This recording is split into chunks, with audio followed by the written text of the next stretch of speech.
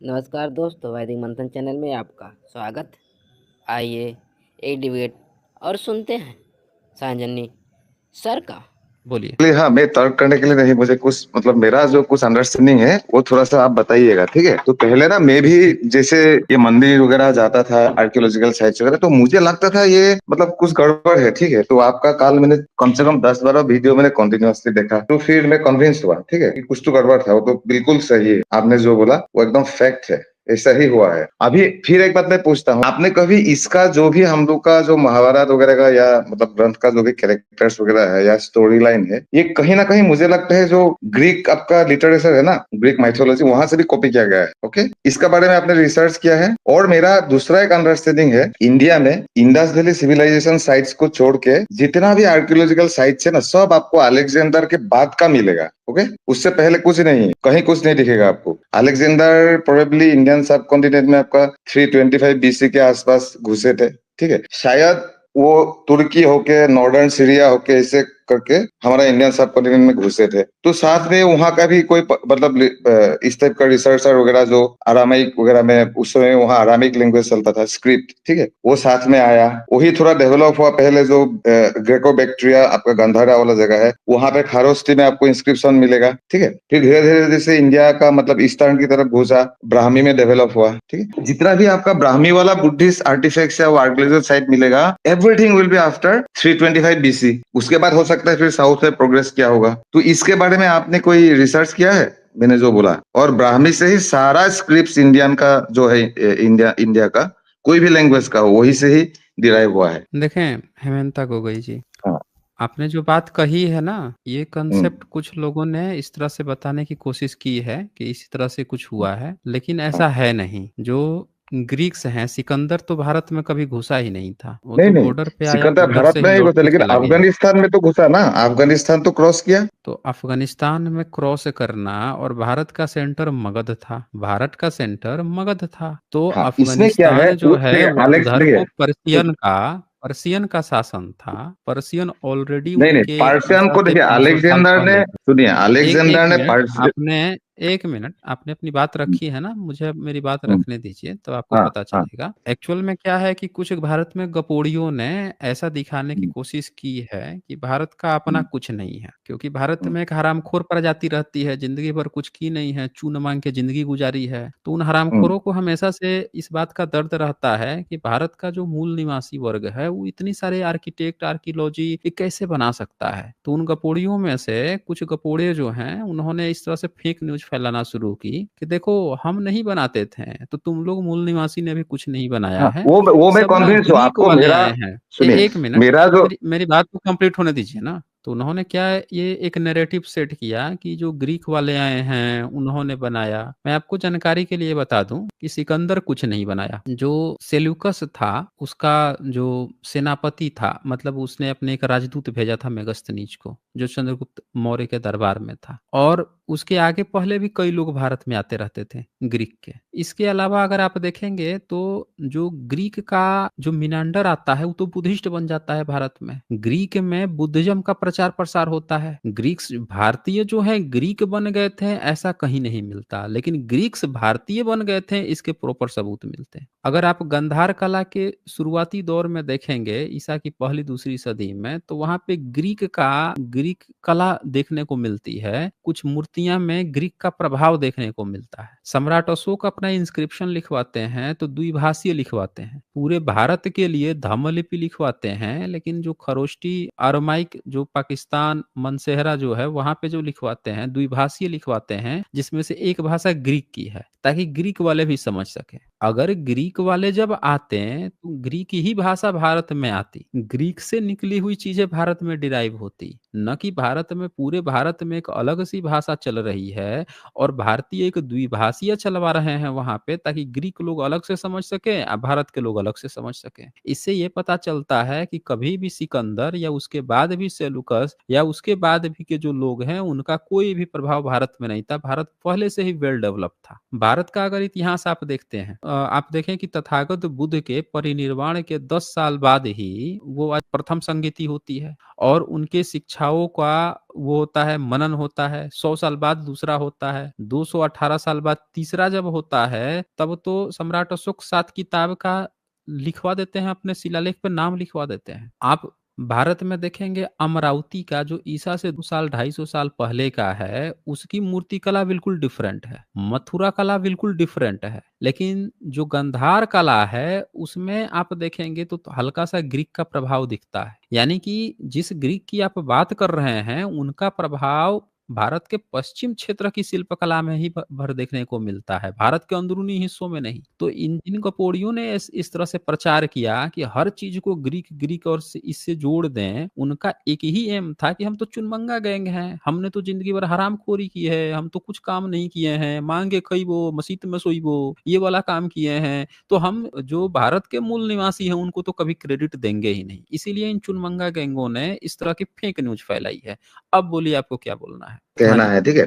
अपना जो रिसर्च है पे मैं भी सोच रहा था, जैसे ब्राह्मीण कहाँ से निकला, ठीक है। आप एक याद करिए, कहीं पे जैसे ईसा पूर्व भी मतलब जब किसी एक राजा ने उनको, पर्शियन राजा ने उनको, ज्यूज लोगों को ये किया था, टॉर्चर किया था, जो भी है, मतलब उन्होंने 2000 साल पहले ही केरला में, सबसे पहले केरला में लैंड किया। ओके, केरला में लैंड किया, वो पूरा हिस्टोरिकली आपका पूरा प्रूवन है। अभी जैसे इजराइल बना, उसके बाद वो लोग कुछ वहां पे उन लोग का कुछ एक सिस्टम है कि ज्यूज वापस जा सकते हैं, सारे ऑलमोस्ट सारे ज्यूज चले गए। तो साउथ का जो भी ब्राह्मीण्स है, प्रोबेबली वो जो ज्यूज उतरे थे ना वहां पे 2000 साल पहले, वहीं से बना होगा, राइट। और ये फैक्ट भी है। और वहां पे आपका, मेरा जो फाइंडिंग्स है आप सुनिए, रोमन कॉइन्स मिला है, मतलब वो भी मतलब 40 एडी इतने का। ओके, तो और रोमन और ज्यूस तब तक, रोमन का अंदर में क्या था, वो लेवांत वाला एरिया जहां ज्यूस थे, तो वही लोग वो रोमन के अंदर ही था ना, तो ट्रेड वगैरह में तो आए ही होंगे। तो आपको मैं ये थ्योरी दे रहा हूँ जो साउथ का ब्राह्मीण से, ठीक है। आप हेमा मालिनी श्रीदेवी को देखिए, उनका स्किन कलर कैसे बाकी साउथ इंडियन जैसा हो सकता है? नॉट पॉसिबल, वो वहां का है ही नहीं वो लोग। ओके, तो मेरा थ्योरी है कि जो साउथ का मतलब कुछ ब्राह्मीण से, वो उधर जो जीव आया था उनसे बने होंगे, या उनके लोकल के साथ, पुराना लोगों के साथ मिक्स होके बनाए होंगे। उनका प्रथा तो आपको पता है ही, ठीक है। तो अभी मैं ग्रीक वाला जो आपको बता रहा था, पहले आपको जो स्क्रिप्ट है, ठीक है, स्क्रिप्ट जो है, जहां पे भी आपको बुद्धिस्ट स्क्रिप्ट मिलेगा, इंस्क्रिप्शन मिलेगा, बाकी कोई तो इंस्क्रिप्शन है नहीं इंडिया में, सबसे पुराना वो बुद्धिस्ट वाला जहां पे आपका एक्सकेवेशन है, वहीं पे मिलेगा।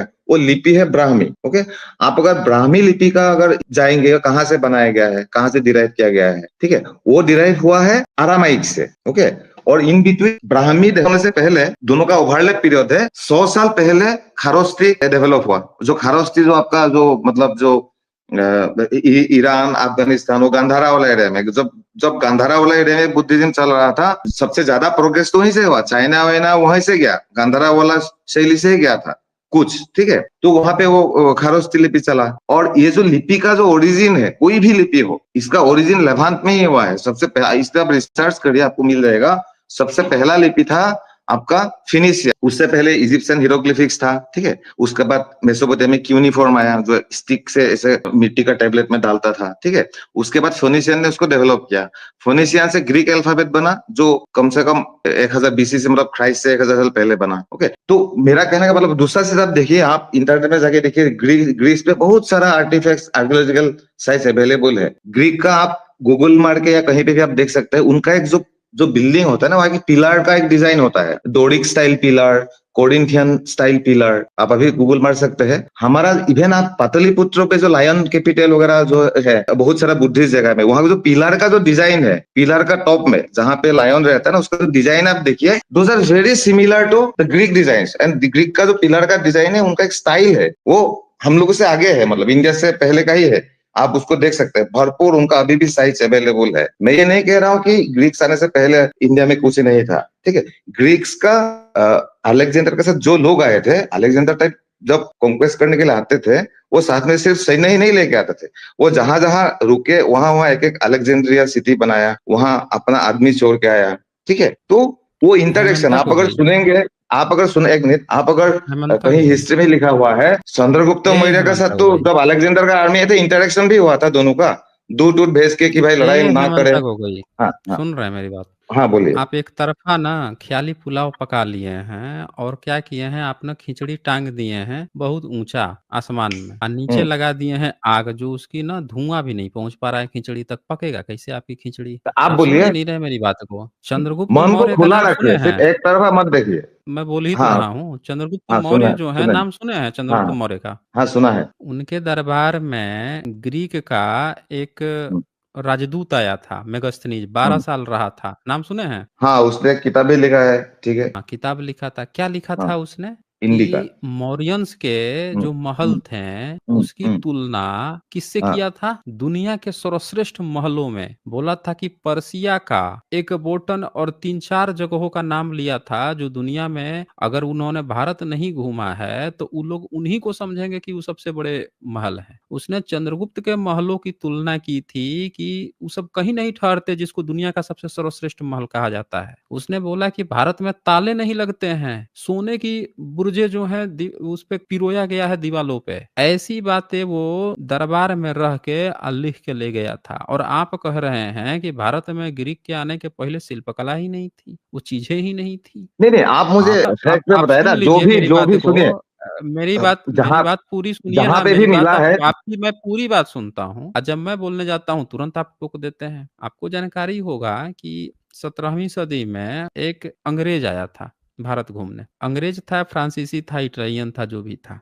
आया, घूम के गया, आ जाके विदेश में खूब प्रचार किया कि भारत में ना सिकंदर का वो है विजय स्तंभ है, ठीक है ना? विक्ट्री पिलर है भारत में, कई-कई विक्ट है। उसको सम्राट अशोक के स्तंभ देख के उसको क्या लगा कि जो सिकंदर विश्व विजयी था तो भारत पे भी विजय किया था और ये पिलर जो है वही लिखवा सकता है और इसमें जो लिखा हुआ है कोई भारत का नहीं पढ़ रहा है, इसलिए नहीं पढ़ पा रहा है क्योंकि ये सारी चीजें जो हैं ये दूसरे देश की भाषा है। उस समय कोई जानता तक नहीं था उस भाषा को। भारत के ब्राह्मणों ने इनकार कर चुके थे। तुगलक के समय में, अकबर के समय, जहांगीर के समय कोई नहीं पढ़ पाता था। सर विलियम जोन्स के समय कोई नहीं पढ़ पा रहा था। तो उसने एक प्रचार फैलाया कि ये सिकंदर का है। तब से कपोड़ियों ने, आप जिस थियरी पे काम कर रहे हैं ना, ये बहुत आउटडेटेड थियरी है। 1818 में भारत से जो पंडित गौरी नारायण ओझा, उनको भारत का आर्कियोलॉजी कहा जाता है। इंडियन आर्कियोलॉजी में 1 नंबर उनको पोजीशन दिया गया है। उन्होंने इस थियरी को अंग्रेजों के, सारे अंग्रेज जो थे उन सब के साथ मिलके, शुरू में अंग्रेजों की यही थियरी थी कि ये नहीं पढ़ पा रहा है भारत का ब्राह्मण, विदेशी है, ग्रीक्स आए थे, सिकंदर आया था, विजयी हुआ था, उनका सब लिखा हुआ है। 1837 में यह बात डिबंक हो गई कि नहीं, ये भारत की थी और भारत के ही शासक ने लिखवाया था। दरअसल संस्कृत यहाँ की पुरानी भाषा है नहीं, पाली पाकित थी और ये इसलिए नहीं पढ़ पा रहा था क्योंकि ये सब छुपा रहे थे ब्राह्मण, झूठ बोल रहे थे। आप जिस थियरी की बात कर रहे हैं बहुत आउटडेटेड थियरी है। तब की वो थियरी बनाई गई थी जब लोग सम्राट अशोक के पिलर को समझते थे कि विदेशियों ने लिखवाया इसीलिए भारतीय नहीं पढ़ पा रहे हैं, क्योंकि भारत की सभ्यता तो भारतीयों का दावा था कि हम लाखों साल पुराना है, हजारों साल पुराना है, महाभारत काल, रामायण काल का है। तो उन्होंने एक अलग थियरी बना ली थी कि चूंकि सिकंदर के ये सब पिलर हो सकते हैं, उन लोगों की भाषाएं हो सकती हैं, इसीलिए ये सब नहीं पढ़ पा रहे हैं। लेकिन जब मेगास्थनीज की इंडिका पढ़ी गई तो वो तो भारत की शिल्पकलाओं का, चंद्रगुप्त मौर्य के महल का ऐसा जिक्र कर रहा है कि उसके आगे पर्सिया साम्राज्य उस समय दुनिया का सबसे बड़ा साम्राज्य माना जाता था, उसके आगे कहीं नहीं ठहरता था। और भी एक दो थे इजिप्ट की और कहाँ कहाँ की सभ्यता है, वो कहीं नहीं ठहरती थी। तो आपकी थियरी ना टाई टाई फिश है। आप जिसकी बात कर रहे हैं कि ग्रीक्स बनाया है, अरे ग्रीक मिनांडर आया, पूरे सैनिक के साथ बुद्धिस्ट बन गया था। आज भी बुद्धिस्ट में किताबें चलती हैं, मिलिंद पन्हो उनकी। और जब बुद्धिस्ट बन गए हैं तब वो बुद्धिस्ट की शिल्पकलाएं बना रहे हैं। लेकिन उससे पहले क्या, मिनंडर से पहले भारत में शिल्पकला नहीं थी? अरे सम्राट अशोक उससे पहले के हैं, उससे पहले की शिल्पकलाएं भारत में मिल चुकी हैं भाई। कहाँ आप बात कर रहे हैं? सम्राट अशोक ने पूर्व बुद्ध का नाम लिखवाया अपने शिलालेख पे और ये भी लिखा कि मैं दोबारा बनवा रहा हूँ, दुगुना करके बनवा रहा हूँ। यानी सम्राट अशोक से भी पहले पूर्व बुद्ध के स्तूप बनते थे। सिंधु घाटी सभ्यता में इतनी जबरदस्त शिल्पकला थी। जो जो शिल्पकलाएं उसमें मिली हैं, जो जो प्रतीक चिन्ह मिले हैं, वही चीज तो मौर्यंस में मिल रहे हैं। आप ये कैसे कह सकते हैं कि भारत में ग्रीक आए हैं, वो जो किए हैं, वो लिखने की परंपरा सिंधु घाटी सभ्यता में थी? हम भूल गए हैं, इसलिए भूल गए क्योंकि उसके बाद की जो सभ्यता थी बुद्धिज्म, वो जानती भी थी या उन चीजों को जान सकती थी या लिखी भी होगी, उनको मिटा दिया गया। तो 2 सभ्यताएं लगातार गायब होने के कारण हम बुद्धिज्म की सभ्यता पहचानने में बड़ी मुश्किल हो पाई, तब थोड़ा जान पाए। तो सिंधु घाटी सभ्यता इसीलिए और हिडन हो गया, ये कारण है। तो आप अपनी आउटडेटेड थियरी को जितना जल्दी हो सके अपडेट कर लीजिए। दुनिया के किसी भी इतिहासकार, आपने कहा ना कि ज्यूस आए थे केरल में, साउथ में उतरे थे, इसीलिए हेमा मालिनी श्रीदेवी का कलर ऐसा है। भाई आप त्रिपिटक एक बार पढ़ लीजिए, त्रिपिटक में भारद्वाज है, वासिष्ठ है, वो दोनों भी गौर वर्ण के हैं, वो दोनों भी बुद्धा के पास जाते हैं। बुद्धा उनसे सवाल करते हैं कि बच्चों, शिष्यों मेरे, ये बताओ कि तुम्हारे वर्ण वाले लोग क्या सोचते हैं। तो बोलते हैं कि हमारे वर्ण वाले यही सोचते हैं कि वहां पे तो बहुत सारे, मतलब वर्ण यानी गोरे और काले की बात चल रही है, कि जो गोरा था उस समय जो उनके शिष्य बनते थे, तो जो गोरा लोगों की सोच काले लोगों के बारे में क्या थी, उसका जिक्र कर रहा है वासेठ और वो भरद्वाज। ये बात जो है आपको कोई नहीं बताएगा, आप भी इस बात को नहीं सोचोगे, और आप स्क्रीन देख के सीधे ज्यूस आ गया, ये आ गया, तो भैया बुद्ध के शिष्य क्यों बन रहे थे फिर वो। भारत के नॉर्थ इंडिया के जनरली गोरे होते हैं, नॉर्थ इंडिया में जो एससी होगा वो भी गोरा होगा, और साउथ इंडिया के ब्राह्मण भी होंगे, या कई जगहों के ब्राह्मण होंगे वो काले भी हो सकते हैं, या जनरल कैटेगरी के लोग काले हो सकते हैं। ये कोई जरूरी नहीं है कलर का कॉम्बिनेशन, समझ रहे हैं ना। आप कलर देख के जो खोज करना चाह रहे हैं, जातिवाद और रेस जो खोज रहे हैं, वो भारत पे बिल्कुल फिट नहीं बैठता। वो किसी दूसरे देश में फिट बैठ सकता है, गोरे काले का अमेरिका में फिट बैठ सकता है। भारत में जातीय नियम है, समझ रहे हैं ना। और जातीय नियम में जब इंटरकास्ट मैरिज होगा तो वो कलर ऑफ कोर्स चेंज हो सकता है, पर उसकी जाति थोड़े बदलेगी, जाति नहीं बदलेगी। तो आप गलत ढंग से इतिहास को देखने की कोशिश कर रहे हैं हेमंत गोगोई। बोलिए क्या बोलना है आपको। कोई भी जो भी आर्टिफैक्ट्स मिला है, कई मान लीजिए नालंदा यूनिवर्सिटी हो, जो भी उस जमाने का, मतलब बुद्ध के बाद का जो भी मतलब जो आप देख सकते हैं, जिसका आर्कियोलॉजिकल एविडेंस अवेलेबल है, उनका डेट्स जो मैं आपको बोल रहा हूँ, किसी का भी मैं जहां भी पढ़ा हूँ ना, सबका डेट्स जो बताते हैं 325 बीसी के बाद का होगा। ओके, ये अब मैं अगर झूठ बोल रहा हूँ, इसको आप एक ऐसा कहीं पे देखा के अभी मुझे बोलिए कि ये 325 बीसी का पहले का है, अवेलेबल है। हाँ, था तोड़ दिया चंद्रगुप्त का मूर्ति का, वो मैं नहीं बता रहा हूँ, हो सकता है उनका बड़ा होगा, लेकिन अवेलेबल तो दिखता है, जिसका सबूत मौजूद है, हेमंता जी, कार्बन डेटिंग करके। और मैंने आपको दूसरा क्या बोला, आप अभी हेमंता जी, थोड़ा आपने देखिए, पहले आप भी सुनिए। एक मिनट हेमंता जी, आप बात सुनिए। आपको सिंधु घाटी सभ्यता के बाद में सबसे बड़ी मोनास्ट्री का सबूत कौन सी सदी में मिलता है, पता है आपको? कैसे? हाँ, हाँ वो जी, डेट बताइए, मुझे नहीं पता ना, मुझे जहां तक मेरे को मिल रहा है सब 325 सिक्स बीसी का बात का है, आप सेंचुरी, बताइए 6th century BCE, कहाँ पे है, आप मुझे नहीं कौशंबी के मालूम, पास वो है, बताइए। तक्षशिला। कौशंबी के पास है। तक्षशिला तो ग्रेको, आपका जब कोशिकाराम, जब ग्रेको कोशिका ग्रेको बैक्टीरियन मोनेस्ट्री, टाइम में डेवलप हुआ था तक्षशिला। एक मिनट, एक कोशिकाराम मिनट। मोनेस्ट्री कौशंबी के पास है, 6th century BCE। आप बात कर रहे हो 3rd century की, BCE की, हम लोग बात कर रहे हैं 6th century BCE की। साउथ में किजिल का वो कार्बन डेटिंग हुई है, और वहां भी पता चला है कि वो प्री मौर्यंस जा रहा है, ईसा से 5वीं 6ठी सदी पुराना उसके वो जा रहे हैं, कार्बन डेटिंग जा रही है, वहां सभ्यता पता चली है। तो ये हेमंता गोगोई का बड़ा लिमिटेड है, इन्होंने मुझे लगता है किसी का ब्लॉग व्लॉग पढ़ लिया है कहीं से, और वही ब्लॉग को लेकर ये आगे बढ़ाने की कोशिश कर रहे हैं। आप देखें हेमंता गोगोई, आप बिल्कुल गलत पैटर्न पे हैं। आपको लग रहा है कि 3 TBC से आपको पहले का कुछ नहीं मिला, तो 320 BC से पहले आपको मिला किसका है? क्या आपने गोतिहवा में जो एक्सकवेशन हुआ उसको पढ़ा? क्या वो तो 800 BC का आ रहा है, पूर्व बुद्ध का सबूत। पूर्व बुद्ध का सबूत उससे पहले का रहा है। तो इस हिसाब से तो आपको अगर ध्यान से देखिएगा, तो जो वो है इस्लाम को देखिए, तो मुहम्मद तो 500-600 BC में, 600 AD में आया, कॉमन एरा में, लेकिन उससे पहले मौजूद था ना वहां पे काबा, किसी और का था। तो भारत में भी अगर आप ध्यान से देखेंगे तो भारत में सभ्यताएं ऑलरेडी मौजूद थी ना, सिंधु घाटी सभ्यता है, सिंधु घाटी सभ्यता के बाद से भी जो चीजें चल रही हैं वो सारे सबूत तो मिल ही रहे हैं। 800 BC का मिल रहा है, 600 BC का मिल रहा है। हाँ, पहले के थोड़े कम मिल रहे हैं, क्योंकि उस समय आप देखेंगे तो ज्यादा लोगों का जो पैटर्न है वो सम्राट अशोक के समय डेवलप होता है। सम्राट अशोक के समय आप देखेंगे कि वो सबसे बड़ा एक वो बन के उभर के आते हैं जो पूरे भारत को एकत्रित कर देते हैं। उसके पहले तथागत बुद्ध के समय राजा जो है 8-10 राजा जो है पहुंच गए थे वहां पे। भारत जो है अलग अलग राजाओं में बटा हुआ था। मौर्यंस में ये क्षमता थी कि वो सबको एक साथ लेकर आए या सब लोगों को एक साथ बांध सके। तो मौर्यंस ने पूरे भारत को एकीकरण कर दिया, सबको एक भाषा में वो दिया, भाषाओं का पहुंच सब पे समान बनाया, पूरे ईरान तक सरहदें बना ली। तो जब एकीकरण होता है, ग्लोबलाइजेशन होता है, तो उसका विचार और विचारक भी बढ़ता है। आप देखें कलिंगा के युद्ध में उनको ये समझ में आता है सम्राट अशोक को कि हमको दूसरों का दिल जीतने के लिए और भी तरीके हैं, तो धर्म प्रचार का रास्ता अपनाते हैं। तो जब धर्म प्रचार का रास्ता, तब आप देखेंगे कि धर्म और बुद्ध से रिलेटेड चीज़ों की भरमार लग जाती है, क्योंकि अब राजा का फ़ोकस जो है परंपरागत जो चीज़ आ रहा था उस पे नहीं है। अब उनका फ़ोकस किस पे है, तो हमको बुद्ध को ही इतना घर-घर में पहुँचा देना है, धर्म को घर-घर में पहुँचा देना है कि हर व्यक्ति जो है शांति से, सुख से रहे। तो इस कारण से सम्राट अशोक से ज़्यादा मिलता है। ये कारण नहीं है कि ग्रीक आए, उन्होंने सिखा दिया तब भारतीय बनाने शुरू हुए हैं, नहीं बनाते थे। सारी चीज़ें शिलालेखों में एकदम क्लियर कट लिखी है। ये वही सम्राट अशोक हैं जो 2 भाषाओं में इंस्क्रिप्शन लिखवा रहे हैं कि ग्रीक वाले तुम भी पढ़ो, ये वाले भारतीय लोग पढ़ेंगे। ग्रीक वाला सिखाता तो वही भाषा में पढ़ते ना। तो आप अपना हेमंता गोगोई, जहाँ से भी आप व्हाट्सएप यूनिवर्सिटी पढ़ते हैं, जिसने भी आपको ज्ञान दिया है, उसको थोड़ा-सा और अपडेट कीजिए। हाँ, बोलिए। तो ये उदाहरण देते हैं, ग्रीक इन्फ्लुएंस है, तो एक बात गौर करने जैसी है, ग्रीक के गॉड गॉडेसेस पूरे मस्कुलर दिखते हैं।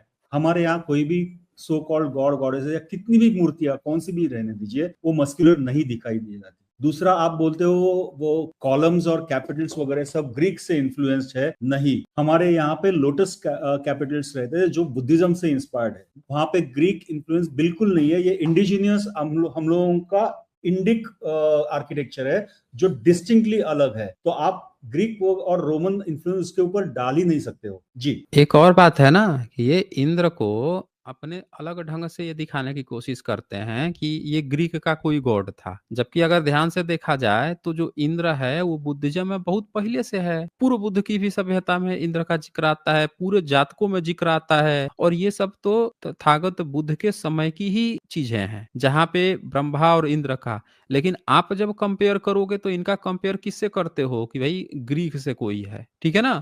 तो आप कंपेयर करते हो, लेकिन ग्रीक तो आया है बाद में ना, तथागत बुद्ध के बहुत बाद में आया है भाई वो। लेकिन ये चीजें तो बुद्ध के समय में ऑलरेडी थी। तो इसीलिए आपका कंपेयर ही गलत डायरेक्शन में है। और आप अपने को अपडेट कीजिए हेमंता गोगोई, आप फिर आइएगा। चलिए, अधूरी जानकारी, व्हाट्सएप जानकारी पढ़ के और आप जो है होगा ऐसे नहीं होता ना। इतने सारे इतिहासकार हैं, आपके पक्ष पर अगर कोई इतिहासकार स्ट्रांगली खड़ा है तो उसका रेफरेंस लेके आ जाइए। केवल होगा, हुआ होगा, इससे कुछ नहीं होता, आपको सबूत के साथ बताना होता है।